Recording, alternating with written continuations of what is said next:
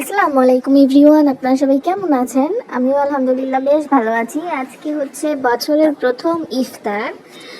তো যাই হোক, সকালবেলা ঘুম থেকে উঠে আগেই হচ্ছে বুটের ডাল আর ডিম আলু সিদ্ধ করতে বসিয়ে দিয়েছি।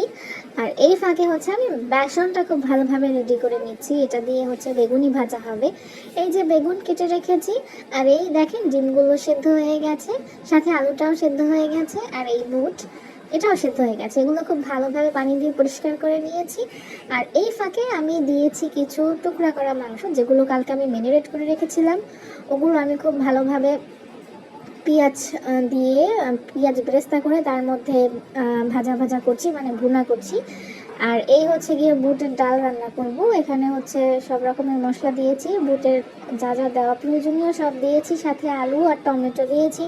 এরপর মশলাটাকে খুব ভালোভাবে ভুনে নিয়ে এর মধ্যে আমি বুটের ডাল দিয়েছি, আর বুটটাও খুব ভালোভাবে আমি এখন মশলার সাথে কষিয়ে নেব। আর এই দেখেন মাংসটা একবার কষানো হয়েছে, তো আমি অল্প অল্প পানি দিয়ে 3বারের মতো কষিয়ে নেব। এই যে দেখেন মাংসটা খুব ভালোভাবে কষিয়ে আবার হচ্ছে আমি বুটের ডালের কাছে চলে এসেছি। এটাও খুব ভালোভাবে নাড়াচাড়া করে দিতে হবে যাতে নিচে লেগে না যায়। তো এরপর একটা আলু এক্সট্রা ছিল, 4টা আলু দিয়েছি। তো ভাবছিলাম ওই একটা আলু দিব না, পরে আবার দিয়েছি। আর এই দেখেন এখানে হচ্ছে আমি চটপটি রান্না করছি, আর এই চটপটি রান্না করার যত মশলা আছে সব দিয়েছি, দিয়ে অল্প অল্প পানি দিয়ে মশলাটাকে খুব ভালোভাবে কষিয়ে নিচ্ছি। এর মধ্যে আমি হচ্ছে ডাবলি মানে চটপটির ডালটা দিব। এরপর হচ্ছে আলুগুলো অ্যাড করব, আর এটাকে আমি 8টা সিটি দিয়ে নিব। 8টা সিটি দেওয়া হয়ে গেছে। আর এদিকে আমি হচ্ছে বেগুনি খুব ভালোভাবে বেসনের মধ্যে চুবিয়ে চুবিয়ে ভেজে নিচ্ছিলাম। এই যে দেখেন বেগুনিগুলো এগুলো একটু লাল লাল করে ভেজে নিচ্ছি। এরপর এগুলো তুলে নিব।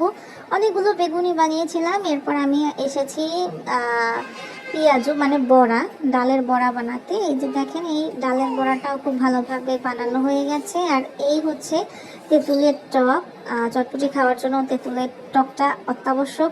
এই ফাঁকে হচ্ছে আমি ফ্রেঞ্চ ফ্রাই বানাবো, এই জন্য কিছু আলু কেটে কুটে তারপর পানির মধ্যে একটুখানি হালকা একটু সিদ্ধ করে নিয়েছি। তারপর ফ্রেঞ্চ ফ্রাইও ভাজা হয়ে গেছে।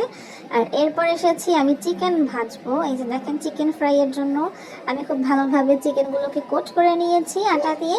এরপর হচ্ছে আমি চিকেন ফ্রাই ভাজতেছি। আসলে আজ অনেক কাজ ছিল তাই ছোট ছোট ক্লিপ নিয়েছি। আর এখানে আমি 8টা ডিম দিয়েছি।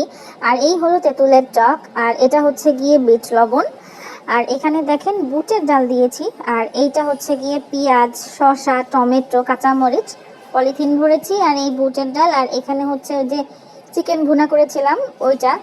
আর এই দেখেন এইটার ভিতরে দিয়েছি পেঁয়াজু, বেগুনি, আর হচ্ছে চিকেন ফ্রাই আর ফ্রেঞ্চ ফ্রাই দিব করে এটার ভিতরে। কিন্তু দুর্ভাগ্যবশত ফ্রেঞ্চ ফ্রাইটা দেওয়া হয়নি, এর জন্য আমার খুবই আফসোস হয়েছিল। আসলে ফ্রেঞ্চ ফ্রাই ওর জন্যই ভাজা হয়েছিল। আর এই হচ্ছে আমাদের চটপটি।